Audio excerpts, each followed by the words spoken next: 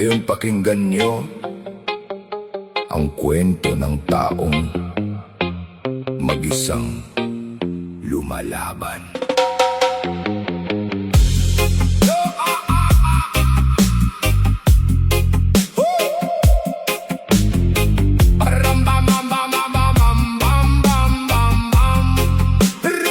Habang ako'y lumalaban, sila na may nakatingin lang. Hintay akong bumagsak para may mapag-usapan. Kapag wala kang pera, parang hangin ka lang. Hindi ka nila pansin kahit turog na kalooban. Ngiti nila'y mapanlin lang, sa likod mo may patalim. Mga mukhang banal pero ang puso'y malamig. Sa mundong puro inggit, mahirap magtiwala. Habang ikaw nagpapakatotoo, sila na may nagpapanggap na tupa. Pagod ng kaluluwa, dala ang bigat mag-isa. Humingiti sa umaga, pero gabi-gabi wasak na. Patay ang konsensya, pero buhay pa katawan.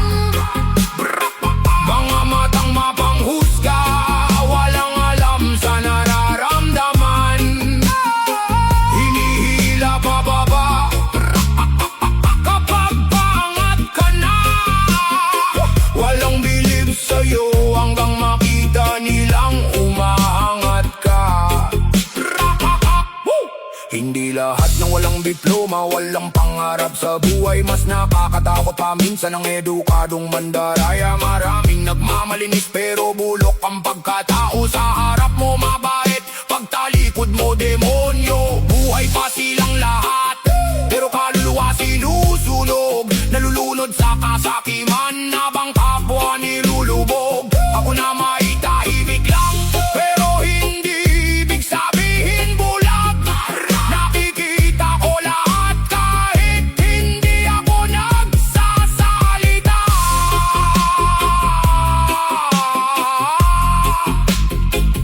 Mag-isa lumalaban.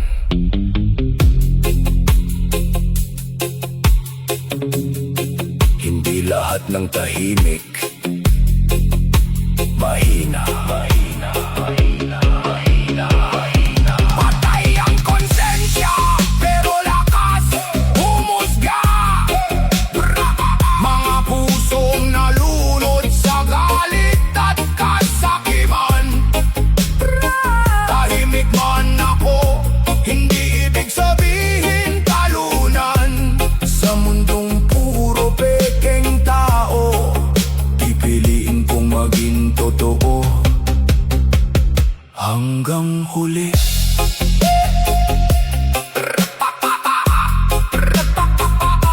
Hanggang huli.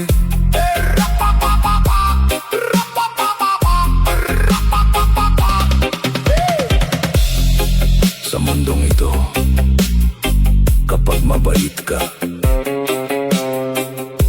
akala nila mahina ka. Pero tandaan nyo, ang taong tahimik, kapag napuno, pinaka delikado.